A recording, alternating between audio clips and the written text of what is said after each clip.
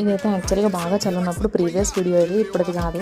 So నేనైతే లేట్గా post చేస్తున్నాను, నాకు ఎడిట్కి టైం లేకుండా. ఎంత చలి పెడుతుందంటే ఆ కళ్ళల్లోంచి వాటర్ వస్తున్నాయి. స్వెటర్ వేసుకున్నా, ఇంకేం వేసుకున్నా, మఫ్లర్ కట్టుకున్నా, చేతి గ్లౌజులు పెట్టుకున్నా కూడా అసలు చలి ఆగట్లేదు. అంత విపరీతమైన చలి ఆ రోజు ఎందుకో తెలియదు.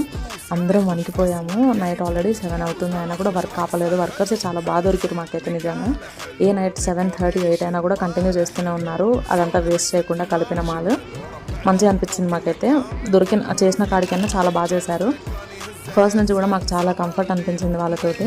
మేమైతే ఇటుకలు తక్కువ పడ్డాయని చెప్పి మళ్ళీ ఇటుకల కోసము మేము నెక్స్ట్ డే మార్నింగ్ ఇది బట్టికి అయితే వచ్చేసినాము. నిజంగా ఇటుకల ప్రిపరేషన్ చాలా డిఫరెంట్ అనిపించింది. ఒక మట్టి ముద్ద లెక్క చేసి దాన్ని ఒక షేప్లో ఒక మౌల్డ్లో పెట్టి, అది మౌల్డ్ అయిన తర్వాతకి అది కాల్చి, అది 10 days పడుతుందంట. అదంతా బట్టి అది కాల్చిన తర్వాతకి అయితే రెడ్గా అవుతుందంట. మీకు ఎవరికైనా తెలిస్తే ముందే మన కామెంట్ సెక్షన్లో అయితే కామెంట్ చేయండి.